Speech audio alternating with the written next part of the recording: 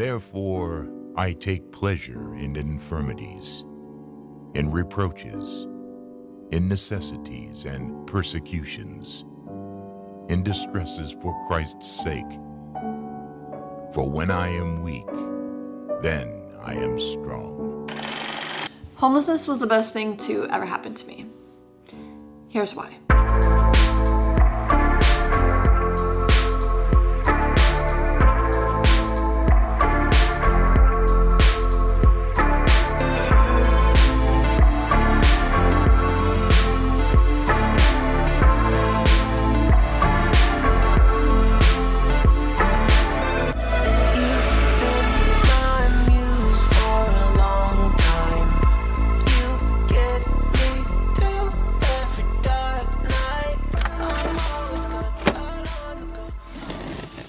In case you're new here, this is Days. My name is Brooke, and we used to be homeless from September of 2021 all the way to September of 2022. And just for the record, this mic is actually not on. It's just something to do with my hands because I already had my matcha for the day, and I don't have a beverage to sip off of.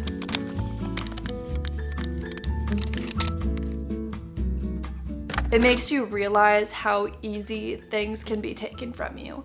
How easy it is for God to give something to you is just as easy for Him to take away from you. Realizing that it could happen to literally anybody. There's nobody more superior than you. I'm just as human as you, and you're just as human as me. Sure, there's always gonna be somebody that has more money than you, so it's gonna seem less likely for it to happen to someone else. But money does not determine somebody's life expectancy, nor does it determine what can be pulled out from underneath them in a matter of seconds. No matter what their past looks like, no matter how they grew up, no matter what their future looks like, no matter who they know, no matter who they don't know. It could happen to your kids, it could happen to your parents, it could happen to your friends, it could happen to your family, it could happen to you. It happened to me. The thing is that homelessness isn't something that somebody looks forward to or thinks that's gonna happen to them, which I think is why it happens to so many people, is because we often think that it can't happen to us. Yeah, somebody may look like they have their life figured out, or somebody may look like they have this under control, but in reality, nobody is in more control than God is. And I'm not saying God is the one that puts us in a situation to become homeless, but ultimately He's the one that's going to allow it. However, you get to be the one to determine whether it makes or breaks you. And so in the end, it made me realize it doesn't matter how good somebody has it, it can still happen to them.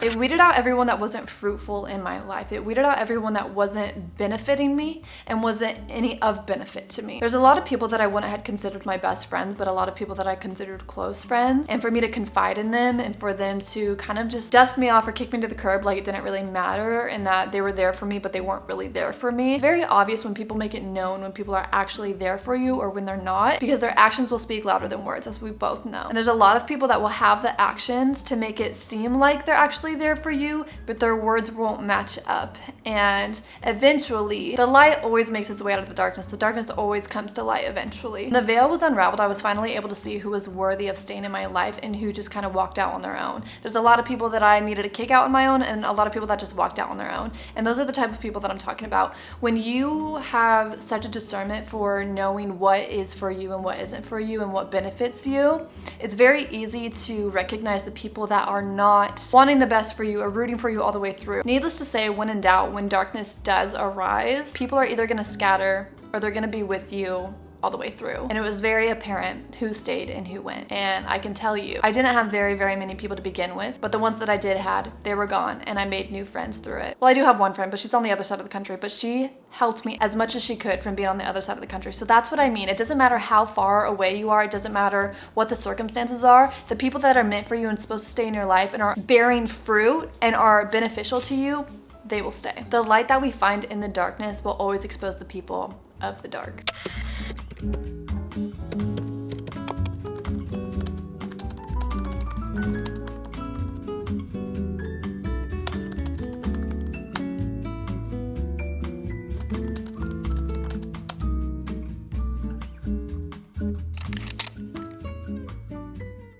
This one might kind of tie into reason number 2, but it really renewed my discernment in people coming as devils in sheep clothing. This goes as far as not taking advice from everyone, not taking advice from people that you think might have the right answers, not taking advice from people that might give you the answers that you want to hear, but also that goes into effect in not taking everybody's criticism. So if somebody tells you, oh, you shouldn't be doing that, actually, I should be doing that. I'm the one in these shoes. I'm the one on this journey. I'm the one on this path. You're not really want to be telling me what I should and shouldn't be doing. So that's where discernment comes in. And you have to ask for renewed discernment every single day so the Lord's able to renew your mind and help you be able to see what it is that He wants you to see. Because if you don't ask for new discernment, you're kind of just going based off of yesterday's milk.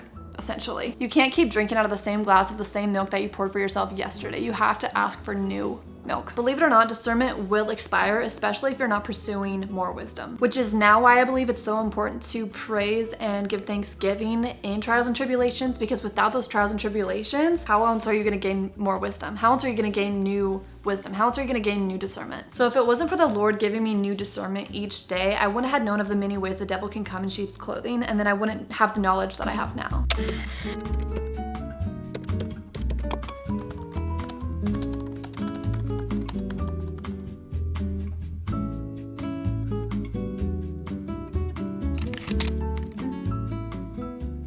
Provided me the endurance that I needed in order to persevere through not only what I was facing at the time, but what I was facing from my past, because there was a lot that I had to deal with all by myself from everything that I had already went through before we went homeless, and then dealing with the fact that we were homeless and trying to figure out what we were going to do every single day. And we all know what perseverance is and we all know what endurance is, but there's a different type of endurance and perseverance that comes with being homeless. The struggles and the doubts and the fear that all comes with it. It's one of those things where you have to completely shift your mindset. It's like facing Goliath, and there David is with only a rock, and people around him are like, oh yeah, how are you going to take down Goliath with just a rock, like a little pebble? With all being said, if it wasn't for that type of perseverance and if it wasn't for that type of endurance that it took for David to get up there with this little pebble to knock Goliath out, well, we wouldn't have that testimony to read out of the Bible. We wouldn't have that to look back on to realize, wow, my God really is that big. And so our story of being homeless, it goes far more than just being homeless and persevering through it. It comes more with showing you how real my God is and how He showed up. And if it wasn't for Him, I wouldn't have had the perseverance in order to do so. Beginning of us being homeless, I really did not want to be here at all. I did not want to be here at all, but the Lord told me that I needed to persevere so He gets the glory in the end. It toughened me up far more than I thought I ever would have needed to be toughened up for,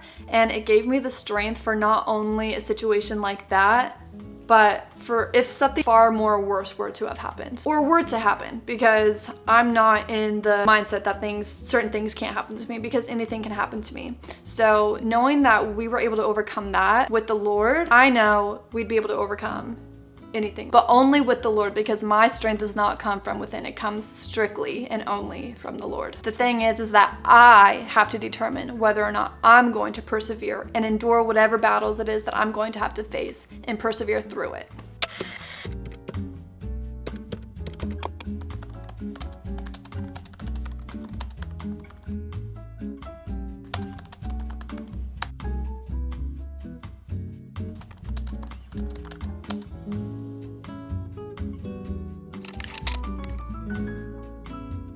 This one is probably one of my favorite ones, just because growing up, my family members were in and out of prison and they were always roaming the streets. And then it got to the point where I was with them on the streets and doing stuff that I shouldn't be doing. And so there's a lot of stuff that I learned growing up streetwise, just, skipping school and just not being a really good kid, getting into fights and whatnot. There's a lot of stuff that I learned growing up in general and just having that type of family. It wasn't on both sides of my family. It was on one side of the family and the other side was the complete opposite. I already knew a lot of street knowledge, but being in your car and literally being on the streets, not necessarily sleeping out on the sidewalk and a sleeping bag on the streets, but when you're out on the streets still sleeping in your car, you're still sleeping on the streets. When you're on the streets, you always have all of these people coming up to your car asking you if you have cigarettes, do you have a drink, do you have a lighter, do you have this, do you have that, do you smoke, do you drink? All of it. Once you start to engage with people like that, they're either like a hit or miss. You either say no and they go on their way, or you say no and they continue to ask you other questions like, what are you doing here? Are you always around here? Are you here around this time of day, and etc. And because I'm so understanding and compassionate with other people's stories and other people's well-being in general, I feel it's super easy for people to open up to me. People can feel that off of me, and so they just kind of want to open up to me, and I am totally okay with that. Like I love the fact that people feel like they can confide in me. But with that being said, it's I'm not gonna say it's a curse in any way, but people would say like, oh, it's a blessing and a curse. It can be very, very dangerous. I was able to learn a lot of stuff from people living on the streets, and it's very, very interesting. You know, you learn about how people carjack, where they carjack, where not to park when people carjack, what people are looking for when they're carjacking, or what men or women are looking for in other men or women when they seem very vulnerable, and what to look for when you're approaching your car, and just knowing like certain gestures and slangs and certain key words that people will use in regards to like, oh, she's over there, or oh, she's by herself, or oh, that one over there. Just like super interesting things that you never ever would have thought of. It's also one of those things where there comes a point in time to where if you know too much, you can become a target because you know too much. And so that has happened more often than not, that I kind of have to step away from the situation, or I have to change the subject, or I have to leave because I don't want to know any more than I already know, because I know that if I knew more, it would not play out very well on my behalf. And this also plays a part on your behalf too, in making sure to not talk too much and let somebody know too much when conversing or conversating with people like these people. And I don't mean like just random people on the streets or homeless people on the streets. I mean like people that have recently gotten out of prison, or people that are going into prison, or people that have felonies or convicted of things. And how this becomes a reason for homelessness to be one of the best things that ever happened to me is because I'm able to use what I learned when we were homeless, and what I'm even learning now. I'm able to share that with other vulnerable women. I'm able to share that with other vulnerable men and people that are in a similar circumstance, or whatever the case may be.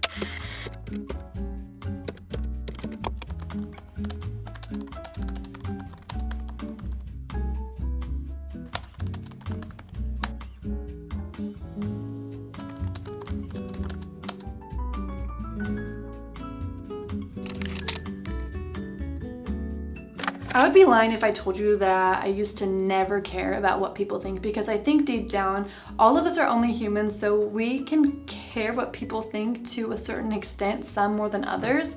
But becoming homeless and becoming so vulnerable on the internet, it really made me not care what people thought about me, about dates, about my circumstance, about my situation, about who I am, about who my identity is, whether people think I was lying, whether people thought I was lying, whether people still think I'm lying about it. It just made me not care a single ounce about what people think, because my identity and my story is found in Christ and Christ alone. Because I have him, it doesn't matter what other people think. It really does not matter what other people think. And once people start realizing that, it's over. Like, it's just over. Your identity is found in Jesus Christ. And this is the thing, people will be very controversial about this, because they say that they are so worried about making other people happy and being people pleasers and blah blah blah. I cannot stand people pleasers. If you are one of them, I'm so sorry, but I just cannot stand people pleasers, because you cannot please other people. You cannot make other people happy, because if you try to make other people happy and be the source of their happiness, then you're caring what they think, and you cannot care about what they think, because your happiness is not found within yourself, and your happiness is not found within somebody else.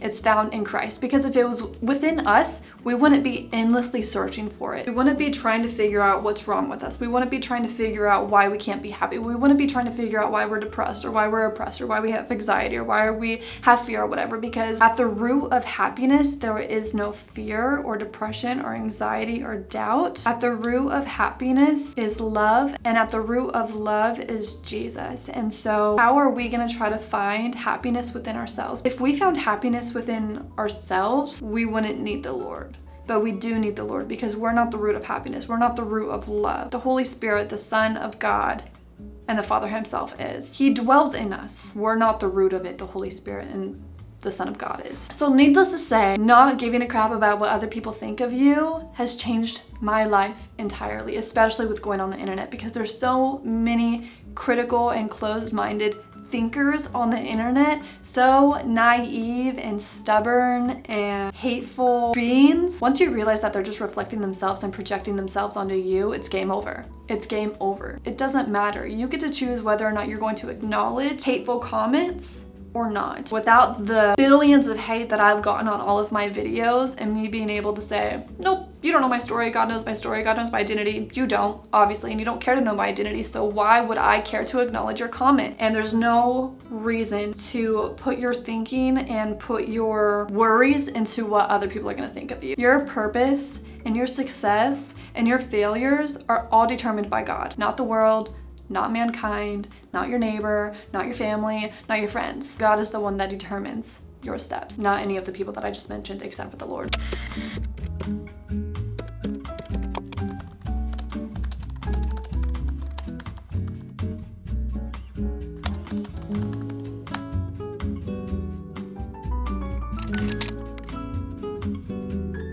I forgot my mic, that was completely useless, so I'm using my phone. I have become super duper minimalistic in regards to having to have my nails done or having to have my hair done or having to have the newest thing that comes out as far as like an iPhone or technology or whatever the case may be. Having to have new clothes every single season. I've had the same clothes for years and years. I've just become very minimalistic, not having to have the newest thing, not always having to be super high maintenance. I don't think I was ever really high maintenance. Usually I've always gotten my hair done like once or twice a year. I've never really been high maintenance, but I've definitely become more minimalistic than I ever would have thought I would be. Like going back to moving into the apartment here in Arizona, my very first one, not the studio that I'm in, but the first apartment that I got. If you guys go back, you'll see that I was in a completely different apartment, but it was in the same building. I just didn't decorate it, and I didn't decorate it because, for one, the fear, which was very wrong of me, the fear of going homeless again was there, so I didn't want to unpack everything, and I didn't want to have to go get stuff knowing that I might have to pack it away or have to get rid of it and whatnot. But also just, I didn't want to have a whole bunch of stuff to have to move eventually and just have all of these things, just knowing that my aesthetic is probably going to change eventually, because I'm the type of person that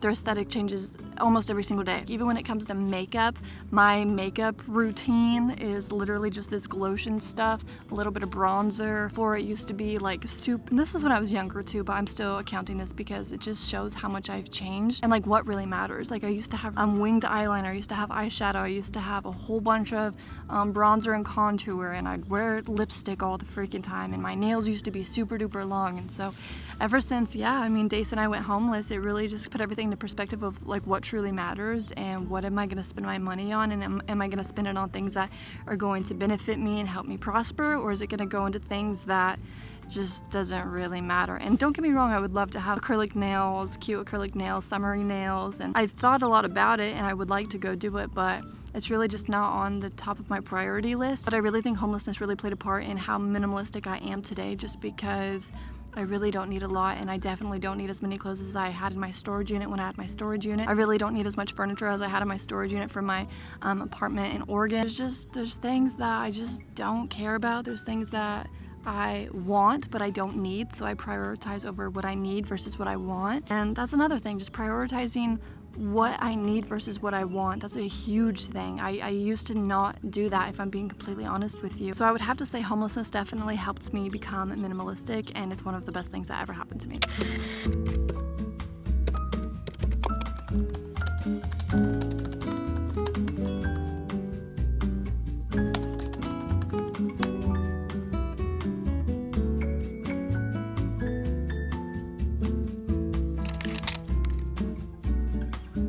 So before I went homeless, I was working at Fred Meyer's, which is just another Kroger store over in Oregon. And the Lord had been telling me for the last year that I needed to quit that job, even though I didn't have another job lined up yet, that I needed to quit that job because it was no longer benefiting me, and that people weren't appreciating me or acknowledging my hard work. But I was like, no, God, like I don't even have anything lined up. I don't have a degree in anything. I'm making really good money here. I can come in whenever I want. I can stay however late I want, even though people aren't serving me the way that I feel like I deserve to be served and appreciated and acknowledged. And I was always coming in early. early. I was always staying late. I was always coming in on my days off. And so I just really was not being appreciated for what I was putting on the table. The Lord had been telling me for a year that I needed to quit that job, and I just kept telling him no.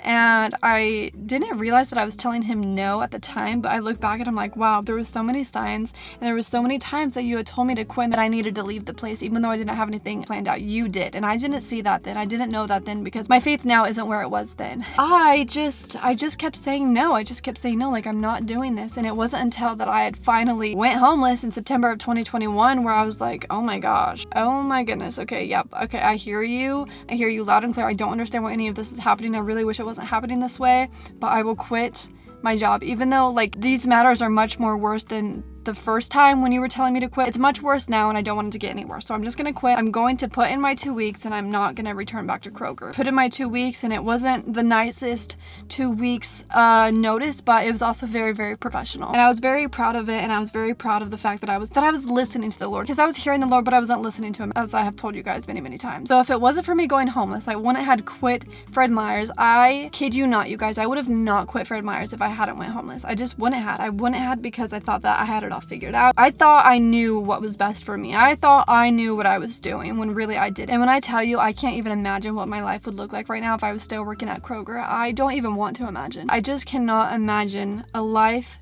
back in Oregon still working for the same company that does not appreciate me or acknowledge me or give me any recognition for the hard work and the time that I put into this place, into making it a good company. If it wasn't for me going homeless, I would have never quit Kroger. And that is just an appreciation within itself, because if anybody has worked for Kroger, or if anybody works for Kroger, they know that they do not treat their employees the way that they should be treated. So needless to say, the Lord really put me in an isolation period and a season of isolation where I really just needed to focus on him, because through this season is where I found that I really only needed to rely and depend on the Lord. I didn't need anybody else. I didn't need to depend on anyone else. I didn't need to rely on anyone. I needed to rely and focus on the Lord, because he is who ignites my path and makes my way and fulfills my purpose and fulfills his purpose for my life. And because the enemy likes to mock God and try to do things the way God does them, he tries to make you think being in isolation is a really bad thing. And though it can become very bad, it can also be very beneficial. And that's where you need to dictate, why are you isolating? Are you isolating to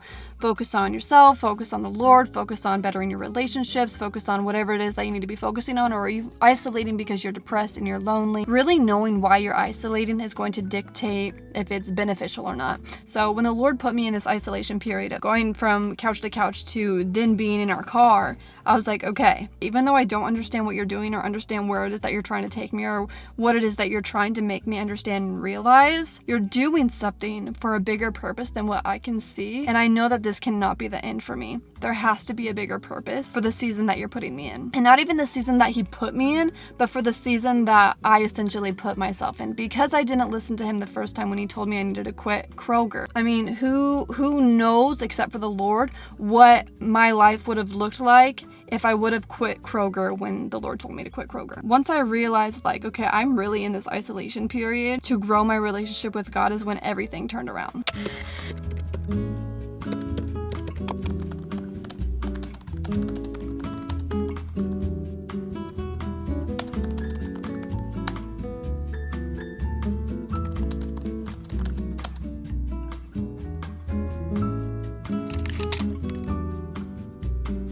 I've said this many times before and I'm gonna say it again, but it broadened my perspective on homelessness and what it looks like and how it comes and what it appears like. And it goes further than just being homeless. So like, people that don't look homeless could be homeless.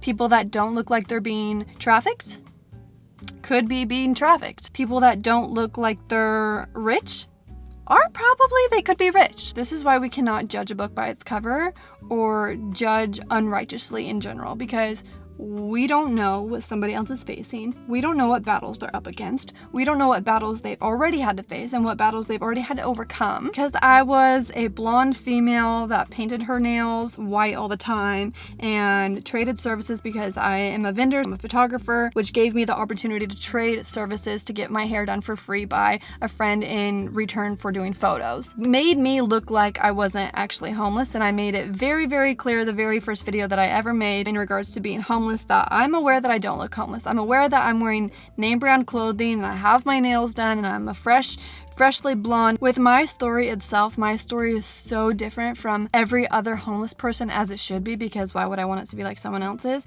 But mine is so different that it gave me the opportunity to share my testimony and enlighten other people's journey when it comes to what homelessness should look like. Not every homeless person is a drug addict, is an alcoholic, came from prison, just got out of prison, grew up in poverty. Okay? Homelessness is going to look different for everyone. Because my story is so different and so unique, it gives me the opportunity to reach people in a similar situation in hopes of planting a seed in their life that God can turn your life around in a matter of 24 hours, even less time than that. My testimony was that I prayed a prayer and I did something that the Lord told me to do, and within 48 hours, he answered my prayers and a miracle was born. You know, I never thought that this would actually be one of my purposes in life, is to spread awareness about homelessness and what it looks like and what it doesn't look like, whatever the case may be.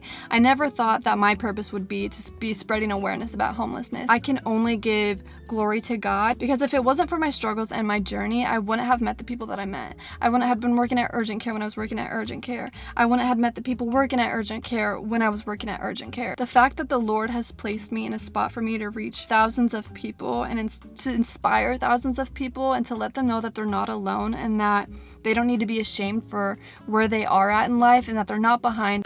It got too hot up front, so I had to get back here. Essentially, what I'm trying to say is that because my story is so unique, it really gives me the opportunity to reach thousands of people that feel like they're struggling, they're lonely, and they can't get out, and just giving them inspiration that it's just a season and it's not going to last forever. To relate to people that are going into a situation similar, that have been in a situation similar, people that are still on their healing journey from being homeless, or people that are about to be homeless, and that the Lord is still with you and he has not forsaken you, and that all you need to do is depend on him and just believe that he's going to work it out for good, because what the enemy meant for evil, the Lord will turn it for good. At the bottom is where we meet Jesus. If we were to meet Jesus where we're all tidy and blah blah blah and we have it all goody goody, how do we expect him to fix us? Where do we expect him to meet us? Where do we expect him to fix any mess if we don't, I guess, have a mess? Which is just a lie, because all of us are struggling in somewhere, shape, or form in our life with something. The Lord has given me a platform to spread this awareness and to relate to people and inspire others and just give glory back to God. I didn't go through this homeless journey for nothing. Being able to talk to people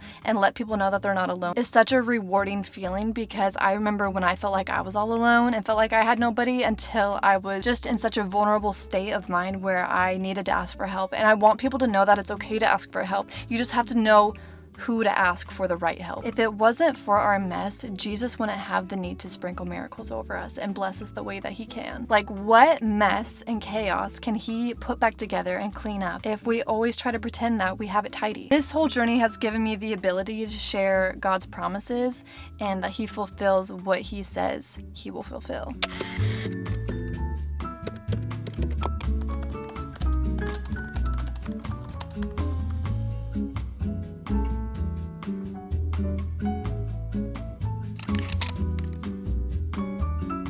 It really grew my bond with Days. He is such a sweetheart. He's just so sweet and so protective and so loving and compassionate and sincere. Like, he's just such a sweet dog, and I couldn't be more grateful and thankful to have such a loyal companion by my side in such a difficult time in my life, I gotta say, because it didn't really seem too difficult for him. He seemed to love every single moment of it, especially when we were parked at the park almost every single day, or we were parked at the beach almost every single day. Like, he loved the adventure. He loves road trips. Ever since we went homeless, he loves road trips even more. He just thinks of it as just this fun road trip, and I just love that. I love the fact that it didn't make him anxious about going somewhere. It didn't make him anxious about where are we gonna go next. I'm just so grateful for the fact that he always knew I was coming back, and he always knew I was doing the best for him, and he always knew that I was trying to do the best that I could to make him happy. And if he's happy, I'm happy, and if I'm happy, he's happy. And that's what I realized, that if I'm happy, he's happy, and if I'm content, he's content, because they can sense if you're anxious, they can sense if you're sad. And I really had to push through sometimes, because there was a lot of times where I was really, really anxious and I was really, really sad and I was fearful, and he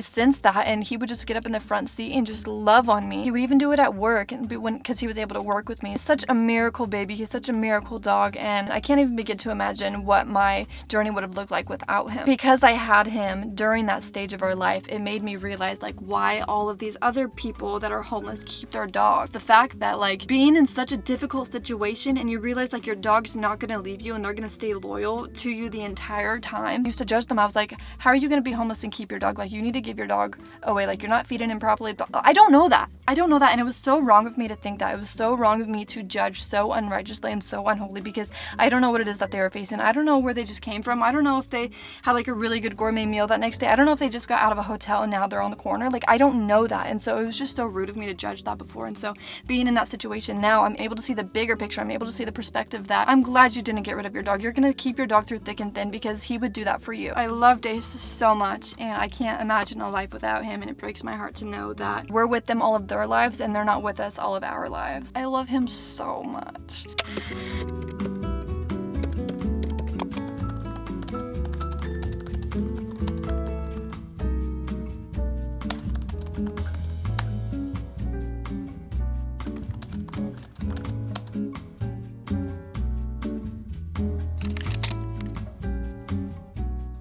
It brought me to where I am today. It brought me to my neighbor that is so graciously kind to allow me to borrow her car while she's traveling to run errands or do whatever it is that I need to do, whether it's go to church or whatever it is. She's so gracious, and she's the one that introduced me to her church. I was going to my own church when I first moved here, but then once my Jeep got totaled, I was introduced to a new church by her. It has been one of the best things to ever happen to me. If it wasn't for my homeless journey, I wouldn't even be here in Arizona. If it wasn't for my Jeep getting totaled, I wouldn't be at this new church. I'd say new, but I've been going there for, 7 or 8 months now. If it wasn't for me getting to Arizona, I would have never met her. The Lord never leaves us truly alone. He really doesn't leave us alone, and He gives us what we need when we need it, and He's always on time. And like I said before, He always fulfills His promise. And if it wasn't for my struggle and my trials and tribulations, my faith wouldn't be where it is today. And I would do it all over again to have the faith that I have today, to have the relationship with the Lord that I have today. He wants to bless you. He wants to sprinkle miracles over you. You just have to be willing to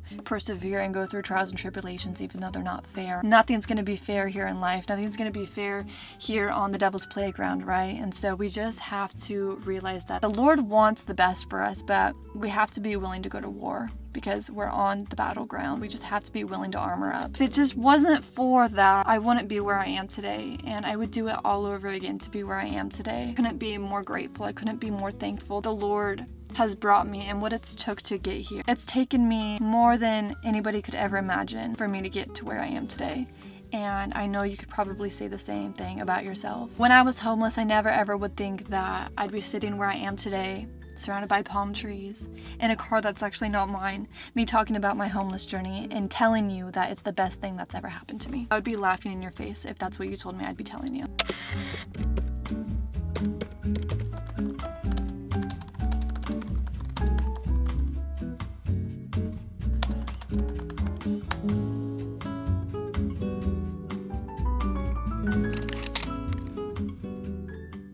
I hope this inspires someone.